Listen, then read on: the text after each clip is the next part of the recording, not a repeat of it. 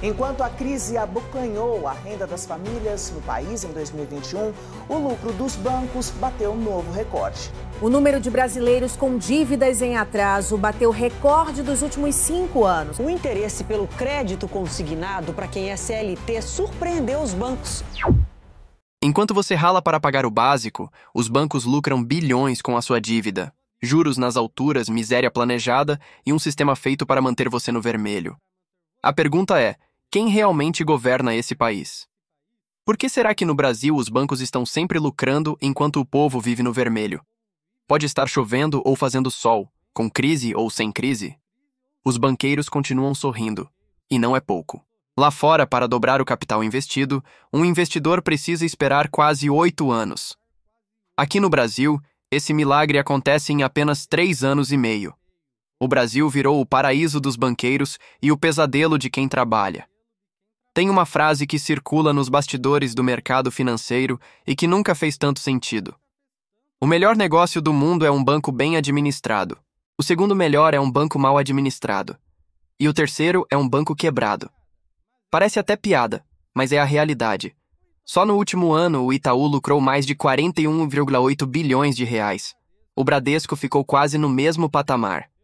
A Santander veio logo atrás, com mais de 13,8 bilhões no bolso. E o mais assustador é esse dinheiro não vem da inovação, nem da produção, vem da dívida do povo.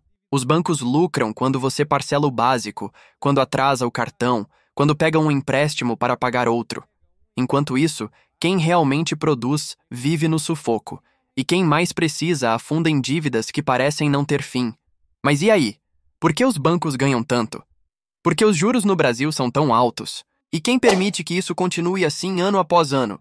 Fica comigo até o final, porque quanto mais você entender esse esquema, mais vai perceber que o buraco é muito, muito mais embaixo. Tem gente que acorda às 5 da manhã, pega 2 ônibus, encara metrô lotado, trabalha em pé o dia inteiro, almoça em 15 minutos e ainda tem que sorrir para o cliente. Essa é a realidade de milhões de brasileiros. E enquanto essa multidão batalha para pagar o básico, existe outro Brasil. Um Brasil que não produz nada com as próprias mãos, mas que lucra como se tivesse inventado o fogo. É o Brasil dos bancos. Você sabia que os bancos não perdem nem quando você deixa de pagar as suas dívidas? Isso porque eles recebem do Banco Central, que garante liquidez para que eles sigam emprestando com juros. Claro, é como se eles tivessem um cofre sem fundo, alimentado por um sistema que sempre favorece o topo. Sabe como os bancos ganham dinheiro? Contudo, eles cobram taxa para manter sua conta aberta, cobram juros quando você usa o limite, cobram para fazer uma simples transferência, e quando você atrasa, aí sim os lucros disparam. Em 2021, mesmo com pandemia e crise econômica, os bancos brasileiros tiveram o maior lucro da história. 2 bilhões de reais em lucro líquido, quase 50% a mais que no ano anterior. Agora segura essa. Um dia, antes deste relatório ser divulgado pelo Banco Central, outro dado passou quase despercebido. A Confederação Nacional do Comércio mostrou que 78% das famílias brasileiras estavam endividadas. Cartão de crédito, cheque especial, financiamento de carro, empréstimo pessoal, dívidas sobre dívidas. Ou seja, enquanto o povo se afunda tentando sobreviver, os bancos batem recorde de lucro, graças aos juros que sufocam quem já está no limite. Esse é o Brasil de hoje, um país onde quem trabalha pena e quem lucra não move. Mas calma, porque o que sustenta esse lucro absurdo tem nome e sobrenome, a taxa Selic. E entender como ela funciona é o próximo passo para desvendar esse jogo viciado. Agora pare e pense quem você acha que realmente manda no Brasil. O presidente da República ou os executivos engravatados que você nunca viu na televisão?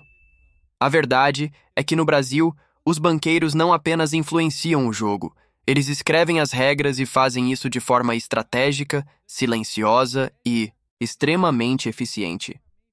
Vamos começar com a porta giratória. Você já ouviu falar? É um nome bonito para um esquema feio. Executivos do mercado financeiro que viram autoridades do Banco Central e depois voltam para o banco de onde vieram. Imagine só o conflito de interesse. Quem define a política monetária do país é alguém que ontem trabalhava para um banco e amanhã vai voltar a trabalhar para o mesmo banco. Você acha que essa pessoa vai decidir algo que prejudica o setor bancário? E tem mais. Durante anos, os bancos financiaram campanhas eleitorais, investiram pesado em políticos e partidos, não por caridade, mas por retorno. Você financia um candidato, ele se elege, depois você liga para ele e ele atende. Quando chega a hora de votar uma nova regulação, criar impostos sobre grandes fortunas ou taxar lucros bilionários, adivinha quem grita primeiro? Os bancos. E adivinha quem escuta? Os políticos que eles ajudaram a eleger. Além disso, os bancos pressionam por novas regras que os beneficiem, usando sua influência em órgãos reguladores, ministérios e até no Congresso. Eles moldam políticas públicas. Eles influenciam decisões que afetam desde a taxa de juros até o crédito que você tenta pegar para abrir um negócio ou comprar a sua casa. E tudo isso em nome de quê? Estabilidade do sistema, responsabilidade fiscal, confiança do mercado. Mas na prática, esses termos só significam uma coisa: preservar os lucros de quem já tem de mais e cortar os direitos de quem já tem de menos. A pergunta que fica é: como resistir a um sistema em que os verdadeiros chefes nunca aparecem no noticiário, mas decidem a sua vida com uma canetada? Você já se perguntou por que os juros no Brasil são tão altos? A resposta oficial é técnica, mas a realidade é política. A Selic, nome que muita gente já ouviu, mas poucos entendem, é a mãe de todos os juros no país. Ela é definida pelo Banco Central e influencia tudo, do valor do seu cartão de crédito ao financiamento da sua casa. Oficialmente, a Selic serve para controlar a inflação, mas na prática ela também serve para garantir o lucro dos bancos, porque quanto mais alta essa taxa, maior é o rendimento dos títulos públicos, dos empréstimos e dos investimentos mais conservadores. Ou seja, o povo paga mais caro por tudo, e os grandes investidores ganham sem suar. Mas calma que tem mais. Os juros também funcionam como um prêmio ao risco. Quanto mais um país é visto como instável ou caloteiro, maiores são juros exigidos para emprestar dinheiro a ele. É por isso que países considerados bons pagadores, como Chile, México ou Colômbia, têm juros mais baixos. Eles ainda mantêm o chamado grau de investimento. O Brasil não. E sabe quem define isso? As agências de classificação de risco. Elas analisam se o país vai dar conta de pagar as suas dívidas, e a depender do resultado, o mundo inteiro começa a cobrar mais caro. É como se o Brasil estivesse sempre com o nome sujo no SPC internacional. Agora respira fundo e pensa comigo. Se sabemos que juros altos travam o crescimento, desestimulam o consumo, empobrecem a população, por Banco Central continua apertando esse parafuso? Será mesmo que é só para conter a inflação ou tem gente lucrando demais com esse sistema viciado? Porque enquanto o trabalhador sofre para pagar o boleto, tem banco a enchendo os bolsos só por emprestar o dinheiro que recebeu de graça. Em 2024, os 3 maiores bancos privados do Brasil, Itaú, Bradesco e Santander, lucraram 74,8 bilhões de reais. Sim, você ouviu certo. 74 bilhões. Isso representa 31% a mais do que em 2023. E sabe por quê? Porque os juros subiram. A Selic, que deveria ser uma ferramenta de controle da economia, se tornou uma máquina de emergente. De setembro a dezembro, a taxa saltou de 10,5% para 12,25%. E quanto mais alto ela fica, mais os bancos ganham. Não tem mistério. O dinheiro que eles emprestam rende mais. E quem paga essa conta? Você. Enquanto milhões de brasileiros sonham com a casa própria, tem banco nadando em lucro só porque os juros subiram. O Bradesco ficou com 19,6 bilhões de reais. O Santander, 13,8 bilhões de reais. Um salto de quase 50% em relação ao ano anterior. E não é coincidência, é modelo de negócio. Quem explica isso é o economista Wesley Cantelmo. Não tem como os bancos não terem um resultado excelente e exorbitante como esse, num contexto de taxa de juros real assim tão elevada. Ou seja, quanto mais o povo se aperta, mais os bancos sorriem. A desigualdade no Brasil não é um acidente. Ela é rentável, planejada, mantida a sangue frio. Porque manter o povo na corda bamba significa manter o sistema girando, significa garantir o lucro de quem está no topo, significa fingir que a crise é inevitável quando, na verdade, ela é conveniente.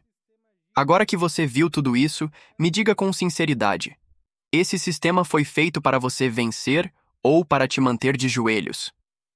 Enquanto os brasileiros trabalham 40, 50 até 60 horas por semana para pagar boleto, os bancos lucram bilhões sentados em gabinetes refrigerados, lucros que vêm do seu empréstimo, do seu cartão de crédito, da sua dívida.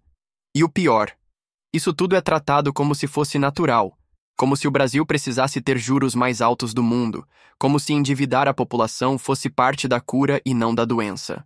Isso é um modelo de negócios, um modelo onde a desigualdade é lucrativa, onde a miséria é moeda e onde a política é ferramenta de manutenção desse lucro.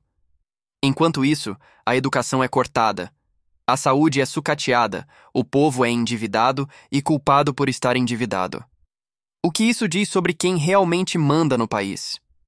O Brasil não virou o paraíso dos banqueiros por acaso.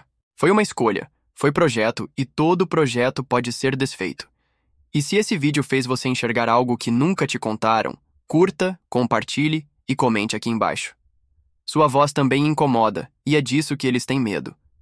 Você já se sentiu refém do sistema bancário? Conta sua história também aqui nos comentários. Se inscreva no canal para ficar por dentro de tudo o que acontece no mundo dinâmico em que vivemos.